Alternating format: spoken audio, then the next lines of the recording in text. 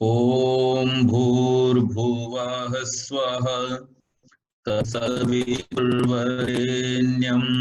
भर्गो देवस्य धीमहि धियो यो न प्रचोदयात्। अथ चतुर्थाध्याये प्रथम। पिछले अध्यायों में पृथ्वी आदि 9 द्रव्यों का उद्देश्य, उनके लक्षण, परीक्षा एवं जो उनसे संबंधित विवेचन था वो प्रस्तुत किया गया। अब ये जो पृथ्वी आदि द्रव्य हैं ये नित्य और अनित्य 2 प्रकार के हैं। तो अब इन 2 प्रकार के जो द्रव्य हैं उनके विषय में यहाँ पर कणादुनी उल्लेख करते हैं और नित्य का स्वरूप क्या होता है वो बतलाते हुए सूत्र देते हैं। सद कारण वन नित्यम, सत माने भाव रूप पदार्थ, अकारण जिसका कोई कारण न हो, नित्यम नित्य है। वो पदार्थ जिसका कोई कारण न हो वो नित्य कहलाता है। फल, फूल, अन्न, पात्र, वस्त्र आदि जितने पदार्थ हमारे व्यवहार में आते हैं तथा पृथ्वी, जल, तेज, सूर्य, चंद्र, नक्षत्र, तारा आदि जितने भी लोक लोकांतर आदि हैं, ये सब जो हमें दिखाई देते हैं ये सब भाव रूप हैं, परंतु ये सब कारण वाले हैं। इन सबका ही कुछ न कुछ कारण है जिससे ये बने हैं, अर्थात ये सब अपने कारणों से उत्पन्न होते हैं। मुख्य रूप से इनके जो कारण है वो क्या है, इनके अवयव, इनके जो कंपोनेंट्स हैं इनके स्ट्रक्चर में, वही इनके कारण है, उन्हीं के द्वारा इनकी रचना हुई है। जैसे हम सब कहते हैं, बहुत ही प्रसिद्ध उक्ति है, पंच तत्व मिल बना शरीरा। तो हमारे इस शरीर के जो 5 एलिमेंट हैं वो कंपोनेंट्स हैं और उनसे हमारा ये शरीर बनकर के तैयार हुआ है। इसी प्रकार से संसार में जितने भी पदार्थ हैं, वो चाहे फल हो, फूल हो, वनस्पतियां हो, सूर्य हो, चंद्र हो, पृथ्वी हो, ग्रह नक्षत्र आदि जितने भी हमें दृश्यमान जगत में पदार्थ दिखाई देते हैं वो विभिन्न द्रव्यों से अपने मूल कारणों से मिलकर के बने हुए।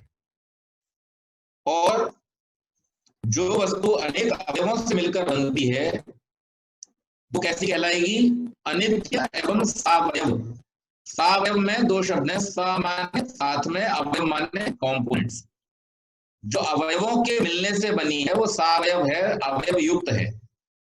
और जो बनी है, निर्मित हुई है, वो हम सिद्धांत पहले ही पढ़ करके आए, जिसका निर्माण हुआ है वो वस्तु कैसी है, अनित्य है, वो नित्य नहीं हो सकती। तो ये जितने भी पदार्थ हमें दिखाई देते हैं संसार में, ये सारे के सारे पदार्थ कैसे हैं, अनित्य एवं सावयव है। अब जब एक वस्तु को तोड़ा जाता है और छोटे छोटे टुकड़े हो जाते हैं तो वो टुकड़े भी अपने आप में सावयव दिखाई देते हैं। जैसे आप एक मटके को तोड़ें तो मटके के जो हर टुकड़ा होगा उस टुकड़े में भी मिट्टी के हजारों कण, लाखों कण होंगे। फिर और छोटा टुकड़ा कर दें, और छोटा टुकड़ा कर दें, और छोटा टुकड़ा कर दें, एक स्थिति ऐसी आएगी कि जब उसका टुकड़ा होना बंद हो जाएगा। इसी प्रकार से हम अपने शरीर की रचना या वनस्पतियों के शरीर की रचना देखें, छोटा छोटा टुकड़ा में बांटते जाइए तो पहले ऑर्गन आएंगे, फिर टिश्यूज आएंगे, फिर मसल्स आएंगे, फिर मसल्स से भी छोटे आएंगे, सेल्स आएंगे। सेल को भी तोड़ेंगे तो उसके अंदर प्रोटोप्लाज्म आएगा, सेंट्रिक्स आएगा, इतने सारी चीजें आएंगी। उसके बाद में चले जाएंगे तो एटम लेवल पर आ जाएगा, जिसे परमाणु। अब उसे तोड़ना संभव नहीं। अगर उसे तोड़ा गया तो वो एनर्जी में कन्वर्ट हो जाएगा। क्या हो जाएगा, वो एनर्जी में कन्वर्ट हो जाएगा। फिजिक्स में ये एक बहुत बड़ी थ्योरी है जो अलग से पढ़ाई जाती है, जिसको न्यूक्लियर फिजिक्स बोलते हैं, कि परमाणु को जब तोड़ा जाता है तो फिर वो ऊर्जा में परिवर्तित हो जाता है और इसलिए उसका वो हिस्सा या वो स्वरूप जिसको फिर से एक छोटे टुकड़े में कन्वर्ट न किया जा सके, इसीलिए उसका नाम क्या है? परमाणु, सबसे छोटा। इससे छोटा अब नहीं हो सकता। ये स्वतंत्र अवस्था में पाया जाने वाला सबसे छोटा कण है, इसलिए ये परमाणु। इससे छोटे भी कण हैं, फोटोन है, इलेक्ट्रॉन, प्रोटॉन, न्यूट्रॉन है, और भी बहुत सारे कुल मिलाकर के जो परमाणु है, परमाणु के अंदर अब तक 8 कणों की खोज हो चुकी है, तो पॉजिट्रॉन वगैरह। लेकिन फिर भी बात यह है कि वो जितने भी हैं वो स्वतंत्र रूप से नहीं रह सकते, वो तुरंत क्या हो जाएंगे? ऊर्जा में परिवर्तित हो जाएंगे। अगर उनको अलग किया गया वो एनर्जी में कन्वर्ट हो जाएंगे, स्वतंत्र का अस्तित्व नहीं हो सकता है। इसलिए जो पदार्थ का सबसे छोटा कण है उसका नाम है परमाणु, उसके आगे उसका टुकड़ा नहीं किया जा सकता। तो स्थिति यह है कि इस विभाजन क्रिया का कहीं ना कहीं हमको अंत मानना पड़ेगा। यदि कल्पना के सहारे वास्तव में तो हमें एक स्थिति पे जाकर के इसका अंत मानना पड़ेगा, लेकिन हम कल्पना करें नहीं, परमाणु को भी तोड़ सकते हैं, फिर उसको भी तोड़ सकते हैं, फिर उसको भी तोड़ सकते हैं, तो अंत हो जाएगी ये प्रक्रिया। तो उसका कोई वास्तव में स्थिति नहीं है, वो अनंत की ओर बढ़ चली जाएगी। इसको अनावस्था कहा जाता है, क्योंकि इसमें विराम या ठहरने खाने का कोई अवसर नहीं है। ऐसी दशा में पर्वत और राई का दाना दोनों को अवयवांतर रूप से समान मानना पड़ेगा, क्योंकि दोनों के अवयव विभाजन होने की दशा में अनंत है। अब इन दोनों के परिमाण का भेद कैसे? अगर एक प्रक्रिया पर जाकर न रुके, एक स्थिति पर जाकर के परमाणु की अवस्था तक जाकर के हम न रुके, हम कहते हैं नहीं तो ये तो और टूट जाएगा, तो फिर क्या होगा? ये टूटने की प्रक्रिया फिर हो जाएगी, अनंत हो जाएगी, क्योंकि जो भी कण टूटने की स्थिति में होगा वो फर्दर दोबारा टूटने की स्थिति में आ जाएगा। तो ये जो स्थिति है, इसको हम केवल कल्पना में ही मान सकते हैं कि हर छोटे से छोटे टुकड़े को भी, क्योंकि छोटा है मतलब उसका परिमाण है, और इस कारण से हम उसको फिर से तोड़ सकते हैं। तो इसको अनंत प्रक्रिया के रूप में अगर ले लेंगे तो फिर तो कोई भी सैद्धांतिक स्थिति बनेगी ही नहीं। लेकिन वास्तव में एक स्थिति को नियत करना पड़ता है, और इस तरीके से जब हम नियत कर लेते हैं एक स्थिति को परमाणु की अवस्था में जाकर के, तो वहां से फिर सबके परिमाणों का आकलन हो सकता है, उसकी गणना की जा सकती है। अब ऐसी दशा में ये जैसे उदाहरण दिया कि पर्वत और राई, तो पर्वत के टुकड़े करते चले जाओ तो वो भी अनंत टुकड़े हैं, और राई के टुकड़े करते जाओ वो भी अनंत टुकड़े हैं। तो जब प्रक्रिया अनंत है तो पर्वत और राई के साइज में फर्क क्या रहा? आप उसका परिमाण कैसे करेंगे? कैसे उनको आप किस स्थिति में जाकर के उनका मानक करेंगे? तो स्टैंडर्डाइजेशन जिसे बोलते हैं वो प्रक्रिया नहीं हो पाएगी। इसलिए एक ऐसा कण जो स्वतंत्र रूप में अवस्थित है उसको इकाई अर्थात यूनिट मानना पड़ेगा, और उस यूनिट को ही परमाणु कहा जाता है। क्योंकि अब फलतः जो वस्तुओं का पारस्परिक आपेक्षिक जो गुरु और लघुभाव देखा जाता है वह सब अनवस्था की दशा में विलीन हो जाएगा, क्योंकि किसी इकाई के बिना वस्तु के परिमाण और संख्या का निर्धारण नहीं किया जा सकता। अनवस्था की दशा में वह इकाई कभी नहीं मिल सकती, इसलिए विभाजन क्रिया का अवसान कहीं ना कहीं करना होगा। जहां विभाजन क्रिया की अंतिम सीमा है वह सूक्ष्माति सूक्ष्म एक अवयव है जिसका आगे और विभाग होना संभव नहीं, इसी का नाम परमाणु है। यह पद परम और अणु दो पदों से बना है। परम का अर्थ है अति, अणु का अर्थ है छोटा, अत्यंत छोटा अर्थात परमाणु। यह निरवयव, अविभाज्य, अविच्छेद्य द्रव्य है, अतः इसका नाश नहीं होता।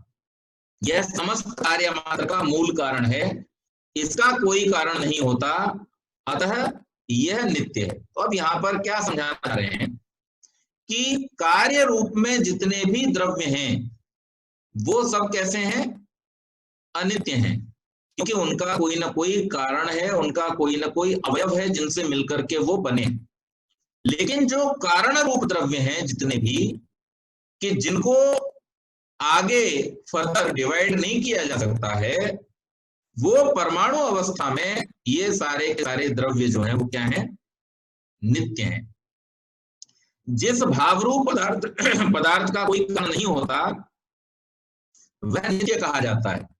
द्रव्यों में पार्थिव, आप्य, तेजस, वायवीय 4 प्रकार के परमाणु, आकाश, काल, दिशा, आत्मा, मन, कतिपय गुण, सामान्य, विशेष, समवाय, ये सब पदार्थ नित्य माने जाते हैं। पार्थिव आदि 4 प्रकार के परमाणु द्रव्य कार्य मात्र के उपादान कारण होते हैं। समस्त दृश्य अदृश्य कार्य जगत उन्हीं का विकार है। तो ये जितना भी संसार हमको दिखाई देता है, इस समस्त संसार में जो परमाणु ये परिवर्तित होकर के संसार की रचना कर रहे हैं वो किसके परमाणु हैं? पृथ्वी के, जल के, अग्नि के और वायु के। इन्हीं के द्वारा सबका निर्माण होता है। अब एक प्रश्न यहां पर मैं बीच में आपसे पूछना चाहता हूं कि ये बतलाइए कि पृथ्वी पहले थी या जल पहले था? अच्छा, और चलिए, पृथ्वी का मतलब कौन सी पृथ्वी जिस पे हम बैठे हैं, इसको भी छोड़िए। सूर्य पहले था या जल पहले था?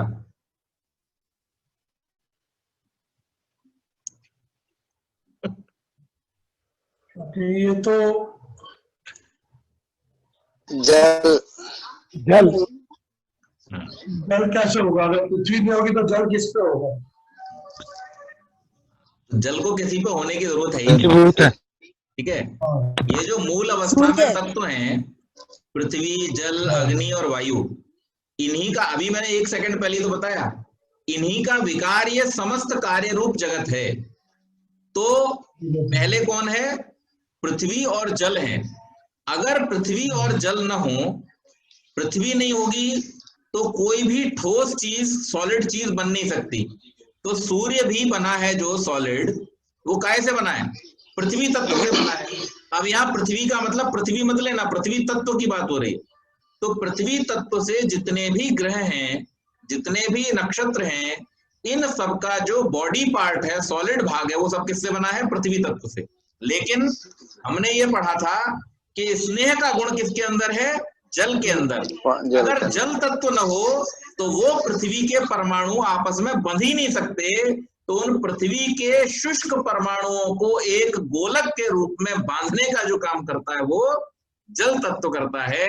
इसलिए पृथ्वी, जल, अग्नि, वायु ये पहले हैं और ये जगत रूप जो संसार दिखाई देता है हमको, ये बाद में है। ठीक है। मगर सूर्य जो है वो तो जैसे गैस का गोला है, उसमें भी पृथ्वी तत्व है कि उसमें सिर्फ वायु और अग्नि तत्व है? अगर वो आग का गोला है तो उसमें जल क्या रहा है? और गैस है? मैंने आपको अग्नि के विषय में बतलाया था। अग्नि को जलने के लिए तीन चीजों की जरूरत होती है। एक, हाँ, तो इसलिए वहां पर, हाँ, तो पृथ्वी तत्व अगर नहीं होगा तो जलेगा क्या? तो इसलिए करते हैं क्या? पृथ्वी तत्व के बिना अग्नि स्थिर किससे होगा? जैसे अभी उसमें हाइड्रोजन और हीलियम, जो हाइड्रोजन के ब्लास्ट होते हैं, या तो सूरज तो कोई ऐसा सॉलिड थिंग तो नहीं है, इसमें बॉल होते, फायर एंड गैसेस बॉल होती रहती है। गैस है बराबर। मैं आगे बताऊंगा, उसके विषय में भी आपको बताऊंगा। केवल गैसें नहीं है, केवल गैस नहीं है।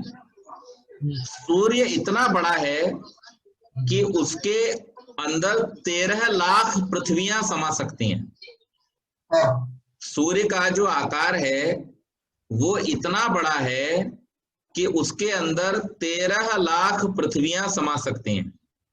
सूर्य का जो ऊपरी भाग है वहां पर गैसों का ऐसा वातावरण है कि जो बहुत गर्म है।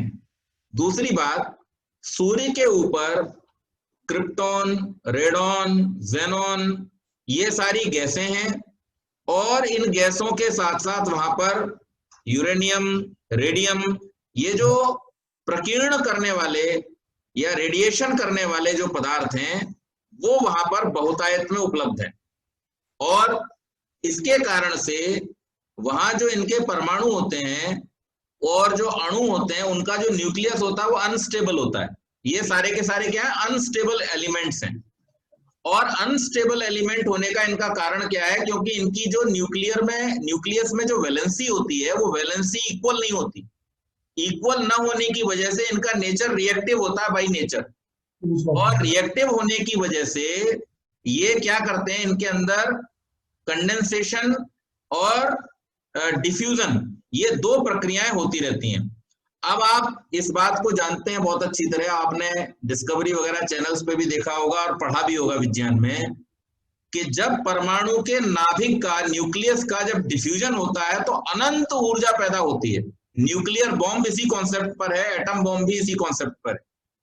तो ये जो लगातार न्यूक्लियस का वहां पर डिफ्यूजन और कोलिजन होता है, इसके कारण से हर समय वहां पर अनेक परमाणु बमों के जैसे विस्फोट होते रहते हैं।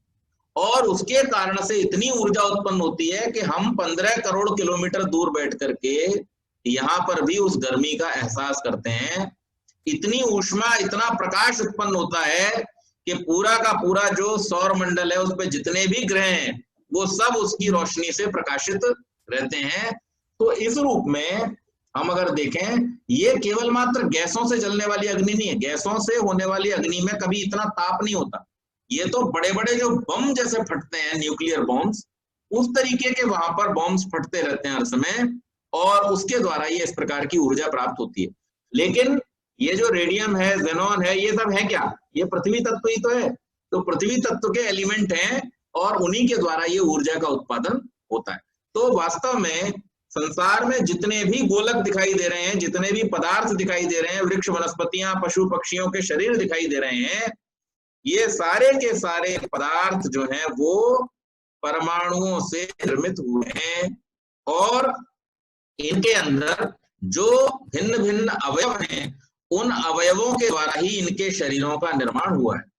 हर जीवधारी, हर प्राणी के शरीर में इन अवयवों का जो क्या है, अनुपात है, रेशियो जो है, वो अलग अलग होता है। किसी का शरीर ज्यादा गर्म नेचर का होता है, किसी का शरीर ज्यादा ठंडे नेचर का होता है। जितने भी सरीसृप हैं या जलीय प्राणी हैं, उन सबका शरीर कैसा होता है? ठंडा होता है। और इसलिए उनकी स्किन के ठंडा होने की वजह से उनका जो आंतरिक भाग है वो बहुत गर्म होता है, उसको मेंटेन करने के लिए।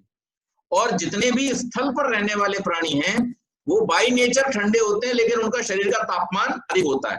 तो ये एक ऐसी व्यवस्था परमात्मा की है कि जिसमें इन पांचों तत्वों के भिन्न भिन्न संयोजन के द्वारा अलग अलग प्रकार के, अलग अलग स्वभाव के शरीरों की रचना होती है।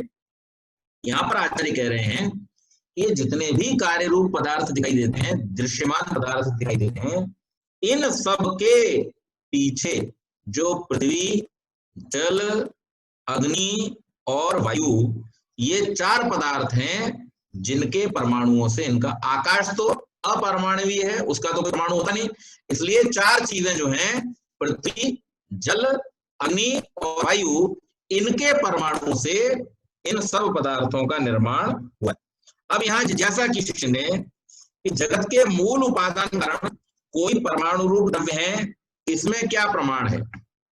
तो वहां पर आचार्य समाधान करते हुए कहता है, तस्य कार्यम लिंगम, उसका जो कार्य है वही उसका लक्षण है। उत्पन्न हुआ विद्यमान जगत उसके मूल कारण परमाणु के अस्तित्व में प्रमाण है।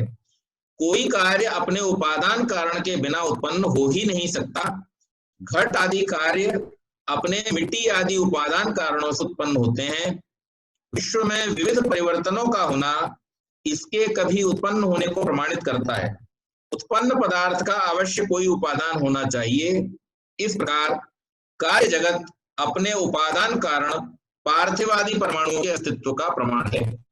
पदार्थ विभाजन की प्रक्रिया से परमाणु की स्थिति को पहले हमने स्पष्ट किया था। अब मूल कारण के सद्भाव को अधिक पुष्ट करने की भावना से अगला सूत्र दिया, कारण भावात कार्य भाव। क्या दिया? कारण भावात कार्य भाव। पहले सूत्र दिया था कारणाभावात कार्य भाव, कारण के अभाव से कार्य का अभाव होता है। अब यहाँ पर क्या दिया?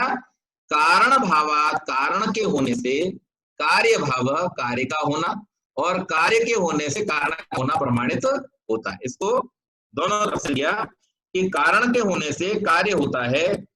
कारण जब सदरूप में विद्यमान रहता है तभी उसे किसी कार्य के उत्पन्न होने की संभावना होती है। अगर कारण काल्पनिक हो तो कार्य सत्य नहीं हो सकता। आपने मन में खोया बनाया तो उसके वास्तविक लड्डू बनके तैयार नहीं होंगे। खोया अगर असली है तो लड्डू भी असली बनेंगे, और खोया काल्पनिक है तो लड्डू भी काल्पनिक ही होंगे। इसी प्रकार से यहाँ पर कहा कि कारण का सदरूप होना इसलिए प्रमाणित होता है क्योंकि उसका कार्य स्वरूप जगत हमको दिखाई देता है।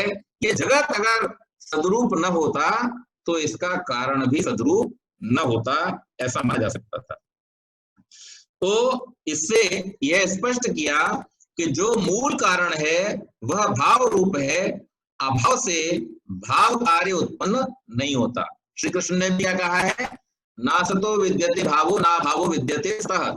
जो सत्य है उसका कभी अभाव नहीं होता और जो असत्य है उसका कभी भाव नहीं हो सकता। तो इसी प्रकार से यहाँ पर ये कहा गया है कि जो भावरूप पदार्थ हैं वो भावरूप जगत को उत्पन्न करते हैं, अभाव से भाव की उत्पत्ति कभी नहीं हो सकती। सूत्र के कारण भाव और कार्य भाव दोनों पदों में सप्तमी समास के अनुसार कारण में होने से कार्य में होते हैं। सूत्रार्थ होगा कौन होते हैं? गुण। कार्य द्रव्यों में जो गुण देखे जाते हैं वो कारण गुण पूर्वक हैं।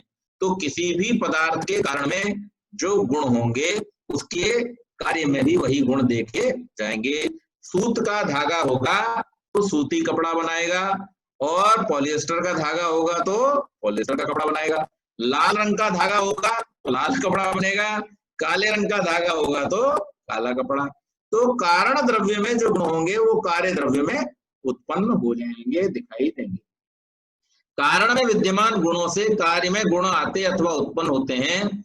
इससे यह स्पष्ट किया है कि कार्य जगत में जो रूप रस आदि गुण दिखाई देते हैं वे जगत के मूल उपादान कारण परमाणुओं से आते हैं। अतः परमाणु इन गुणों से युक्त अर्थात इन गुणों के आश्रय रहते हैं।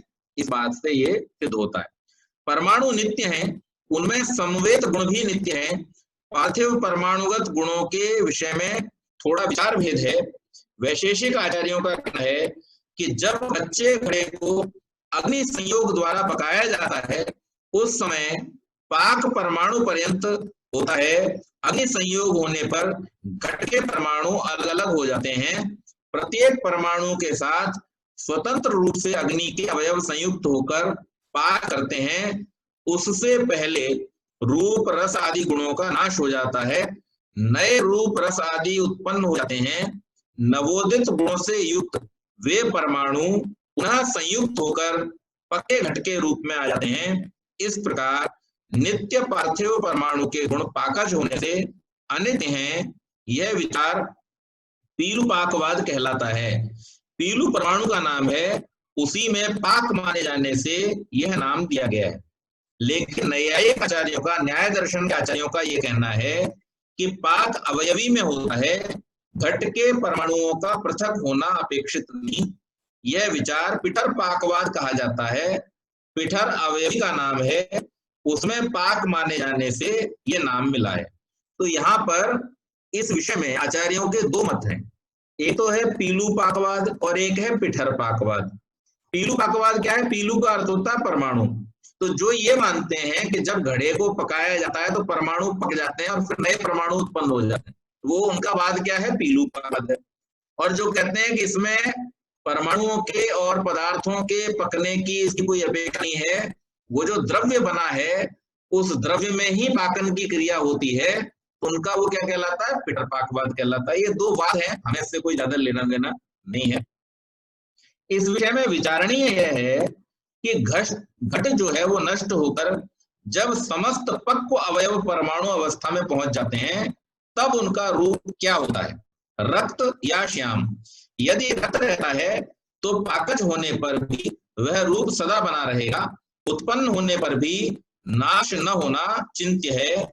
यदि उस दशा में श्याम रूप है तो रक्त का श्याम कैसे हो जाता है, इसका समाधान मिलना चाहिए। पार्थिव परमाणु का निसर्ग प्राप्त रूप श्याम है, पाक से रक्त हो जाता है। विचार यही है, परमाणु में पाक होने पर रक्त परमाणु पुनः श्याम कैसे हो जाता है। यदि अवयवी में पाक होता है, अवयवीगत रूप बदलता है, तो क्या परमाणु उस अवस्था में भी श्याम रहता है? यदि हाँ, तो पक्व घट का गुण रूप कारण गुण रूप कैसे, कारण गुण पूर्वक कैसे फिर श्याम रूप नष्ट होकर रक्त रूप उत्पन्न होता है? यह किसी प्रकार संभव नहीं कि घट रक्त रहे और उसके मूल उपादान परमाणु श्याम पाक मूलक गुण विवेचन गंभीर एवं विचार्य है। अब यहाँ पर एक बात कही कि अगर आप ये मानते हैं, भूपेश जी, अगर आप ये मानते हैं कि परमाणु पक गए, तो फिर ये विचार करना पड़ेगा कि अगर घड़े को तोड़ा गया और तोड़ते चले गए, पीस दिया उसके टुकड़ों को, तो उस समय जो परमाणु की अवस्था है, उस परमाणु का स्वरूप क्या वैसा ही है जैसे उन मिट्टी के परमाणुओं का स्वरूप था? अगर वैसा ही स्वरूप है तो इसका मतलब जो था वो पाकज की जो क्रिया थी वो उस द्रव्य में थी, उस पदार्थ में थी या उस आकृति में थी, वास्तव में परमाणुओं का स्वरूप नहीं बदला। और अगर उनका रूप बदल गया है तो फिर ये मानना पड़ेगा कि परमाणु पक गए। तो अब जब यह करके देखते हैं तो परमाणुओं का स्वरूप तो वैसा ही रहता है, मिट्टी का घड़ा जब टूट जाता है तो फिर मिट्टी में मिल जाता है। तो इससे ये बात विचारणीय है और इस पर विचार किया जाता रहता है और किया जाता रहेगा कि जो परमाणु हैं क्या वास्तव में अग्नि के संयोग में आने पर उन पर प्रभाव पड़ता है या नहीं पड़ता है। तो ये एक एनालिसिस का विषय है, इस एनालिसिस को आगे स्पष्ट किया जाएगा। यहाँ पर हम इस विचारणीय विषय को यहीं छोड़ते हैं। फिर एक प्रश्न करता है कि गत सूत्रों में कार्य के स्वरूप से मूल उपादान कारण के स्वरूप का अनुमान किया गया। इसके अनुसार कार्य के अनित्य रूप होने से मूल कारण को अनित्य माना जाना चाहिए, तब परमाणु को नित्य कैसे कहा जाएगा? यथार्थ में नित्य कोई वस्तु नहीं रहनी चाहिए। तो इसका सूत्रकार कहते हैं, सूत्र देते हुए, अनित्य इति विशेषतः प्रतिषेधव। अनित्य यह विशेषतः विशेष का प्रतिषेध होना है। अनेक हेतुओं के आधार पर यह पहले ही प्रमाणित किया गया कि जगत के मूल उपादान कारण परमाणु नित्य हैं। अन्य किसी द्रव्य के कारणभूत न होने और अनवस्था आदि से बाधित होकर परमाणु की नित्यता स्वीकार की गई है। उसी अर्थ को अभिव्यक्त करने के लिए सूत्रकार ने यहाँ प्रकारांतर का आश्रय लिया। पहली बात यह है कि यदि मूल कारण को अनित्य कहा जाता है तो वह मूल कारण हो ही नहीं सकता। किसी भी वस्तु को मूल कारण तब कहा जा सकता है जबकि वो नित्य हो। अगर वो नित्य नहीं है तो वो मूल भी नहीं हो सकता। तो इसलिए सबसे पहली बात तो यही हो गई कि जब आप ये कहते हैं कि मूल कारण को अनित्य मानो, तो ये बात अपने आप को ही काट देती है कि जो अनित्य है वो कभी मूल कारण हो ही नहीं सकता है। मूल कारण मूल होता ही इसलिए है क्योंकि उसमें नित्यता का गुण विद्यमान होता है। दूसरी बात, अनित्य पद नित्य का निषेध के साथ समाप्त होने से निष्पन्न होता है। यदि नित्य कोई अर्थ नहीं है तो इस पद का प्रयोग किसी बोध्य अर्थ के लिए किया जाना व्यर्थ या असंगत हो जाएगा। यानी अगर आप परमाणुओं को भी अनित्य मानते हो तो अनित्य शब्द है क्या? नित्य न होना अनित्य है। और अगर आपने ये कह दिया कि नित्य कुछ है ही नहीं, तो ये शब्द कहां से आया? अगर नित्य कुछ है ही नहीं संसार में तो फिर अनित्य शब्द आया कहां से? अनित्य तो नित्यता का अभाव है, यानी पहले नित्य होना चाहिए, जहां नित्यता नहीं है वहां नित्य शब्द का प्रयोग होना चाहिए। लेकिन आप जब कह रहे हैं कि परमाणु भी अनित्य है, यानी जब कुछ भी नित्य है ही नहीं तो अनित्य शब्द आया कहां से? तो ये बात यहाँ पर इस बात को स्पष्ट करती है कि यदि नित्य कोई अर्थ नहीं है तो इस पद का प्रयोग किसी बोध्य अर्थ के लिए किया जाना व्यर्थ और असंगत होगा। अनित्य को समझे कहने के लिए नित्य को स्वीकार करना अनिवार्य है। अनित्य है क्या? किसी नित्य विशिष्ट अर्थ का प्रतिषेध ही तो है। प्रतिषेध के लिए नित्य को पहले मानना होगा। फलतः यह कहना समझना निराधार है कि कोई पदार्थ नित्य नहीं, सब अनित्य हैं। वस्तुतः अनित्य का प्रादुर्भाव नित्य से ही होता है। नित्य कारण अनित्य कार्य रूप में परिणत व अभिव्यक्त हुआ करता है। इसको बतलाया, ऐसा न समझना अविद्या है। तो यहाँ पर अविद्या की परिभाषा भी क्या दे दी? जो स्वामी दयानंद ने सत्यार्थ प्रकाश में भी लिखा है कि नित्य पदार्थों में अनित्य की भावना करना, अनित्य पदार्थों में नित्य की भावना करना क्या है? अविद्या है। यहाँ पर प्रणाद ऋषि वही बात कह रहे हैं कि मूल उपादान कारण को अनित्य कहने से अधिक अज्ञान और क्या हो सकता है। जिस तत्व को जगत का मूल उपादान माना गया हो उसको अनित्य बताने के लिए चाहे जितने तथाकथित हेतु उपस्थित किए जाएं, वे सद हेतु नहीं हो सकते, वे केवल हेत्वाभास होंगे। कारण और कार्य की विशेष स्थिति को समझना चाहिए। अब कौन नित्य है कौन अनित्य है यह स्पष्ट हो जाता है। जो वस्तुतः मूल कारण नहीं है पर किसी विशेष निमित्त व स्तर की भावना से उसे मूल उपादान मान लिया गया है, उसकी बात अलग है। तो अगर हमने किसी को केवल मानने की दृष्टि से मान लिया कि यह मूल कारण है और वो कल को नष्ट हो जाए, अनित्य हो, तो फिर आप उसको कहने लगे कि मूल कारण नष्ट हो गया, यह अलग बात है। जैसे संसार में व्यवहार के लिए हम कई बार क्या कह देते हैं, भाई ये जो कार्य हुआ है इसके मूल में तो ये बात है। अब वो जो कार्य हुआ है वो भी नाशवान है और जो वजह हमने बताई है वो भी नाशवान है। अब इसी बात को कोई धर ले कि साहब आपने तो ये कहा था कि ये मूल कारण है इस कार्य का और ये तो नष्ट हो गया, तो अब तो आपकी बात गलत हुई। आपने तो कहा था मूल कारण कभी नष्ट हो ही नहीं सकता। तो ये एक व्यवहारिक कथन में और सैद्धांतिक कथन में फर्क होता है। जैसे मई 2014 में और उससे पहले कुछ रैलियों में हमारे देश के वर्तमान प्रधानमंत्री आदरणीय नरेंद्र मोदी जी ने एक उदाहरण दिया। उदाहरण क्या था?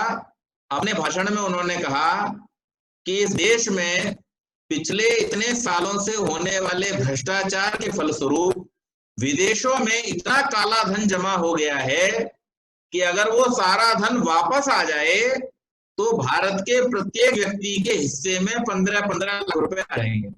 अब लोगों ने अपने मतलब की बात पकड़ ली और 6 साल से बेचारे भूस में लट मार रहे हैं कि हमारे 15 लाख कब आएंगे, हमारे 15 लाख कब आएंगे। तो ये कैसी बात है? ये अविद्या की बात है, जनता की बात है। व्यवहार में अगर कोई बात किसी उदाहरण को देने के लिए कही जाती है, अक्सर हम लोग किसी को डांटते हुए ऑफिस में भी कह देते हैं, अरे उल्टा चोर कोतवाल को डांटे। अब इसका मतलब न तो हम कोतवाल है न तो सामने वाला चोर है, लेकिन ये तो कहावत है, इसलिए कोई उदाहरण देने के लिए, किसी बात को समझाने के लिए कही जाती।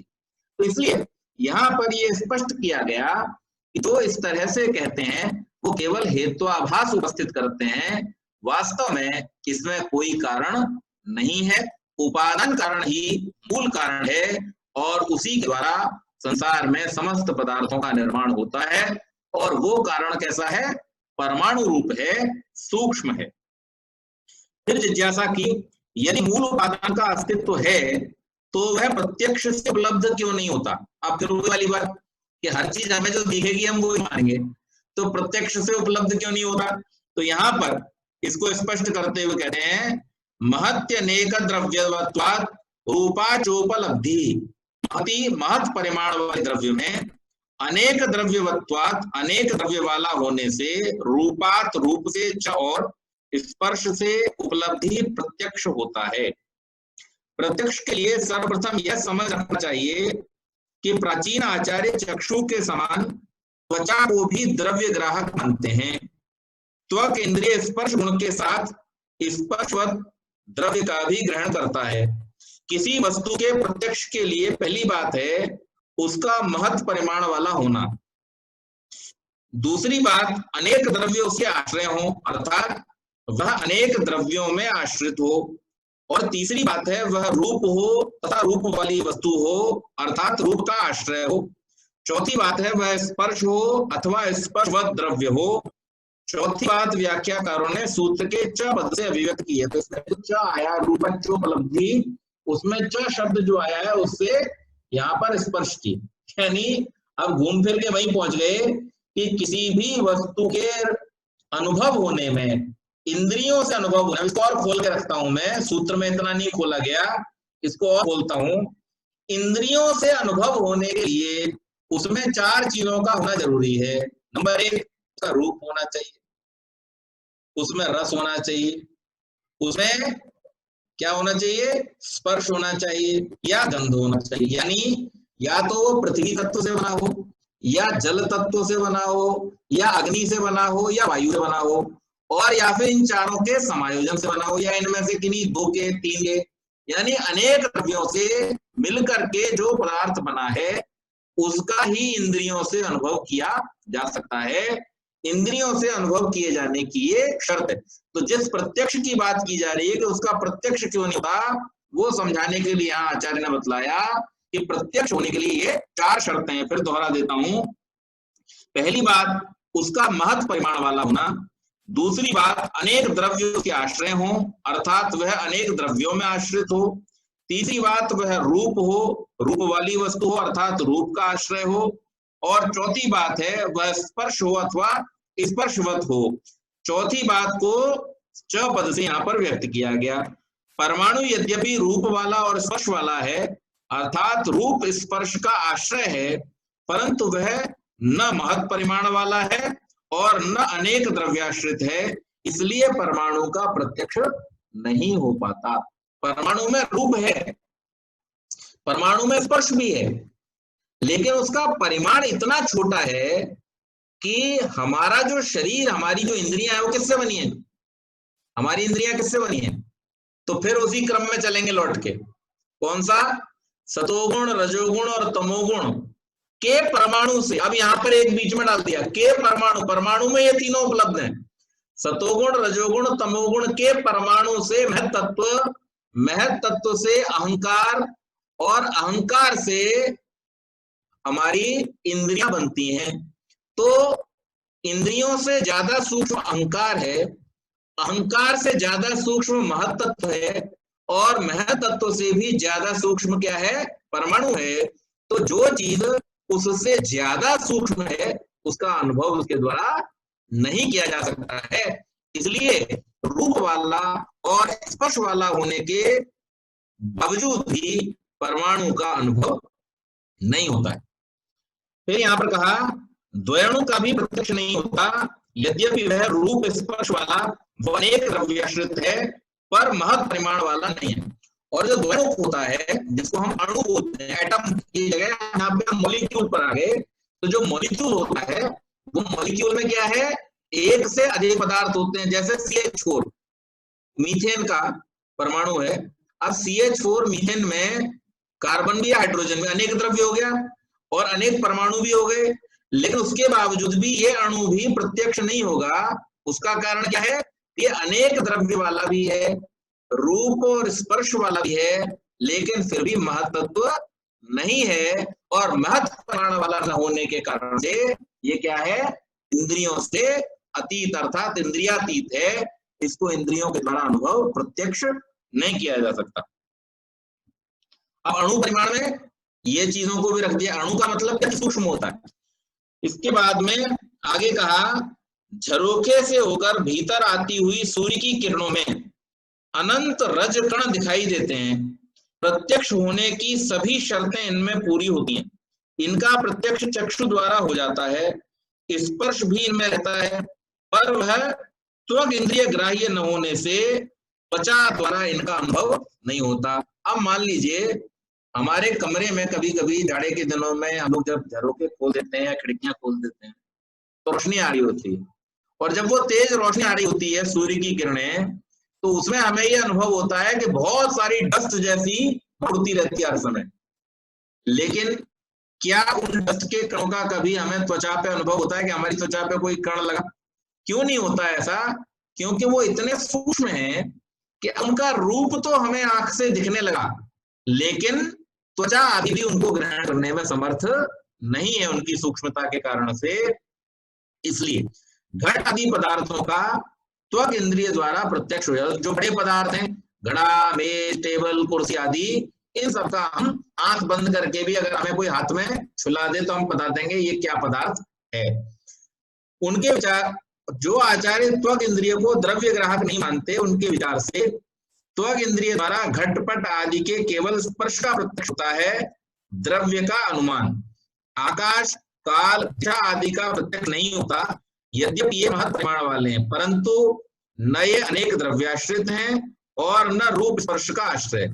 अब इसमें जो 3 द्रव्य हैं 9 में से, काल, दिशा और आकाश, इनका क्या होता है, दिखाई नहीं देते। इनका किसी भी इंद्रिय के द्वारा, यानी कह सकता स्पर्श आदि के द्वारा इनको अनुभव नहीं किया जा सकता, इनका प्रत्यक्ष नहीं होता, यद्यपि ये महत् परिमाण वाले हैं। अब ये जो पंच महाभूत में है ना, हमने जो क्रम पढ़ा था उसमें क्या है कि त्रिगुणात्मक प्रकृति से महत्व, महत्व से अहंकार, अहंकार से पंच तन्मात्राएं, पंच तन्मात्राओं से पंच महाभूत। तो पंच महाभूतों में एक क्या है, आकाश है। तो आकाश महत् परिमाण वाला है, महत्व के बाद की स्थिति है।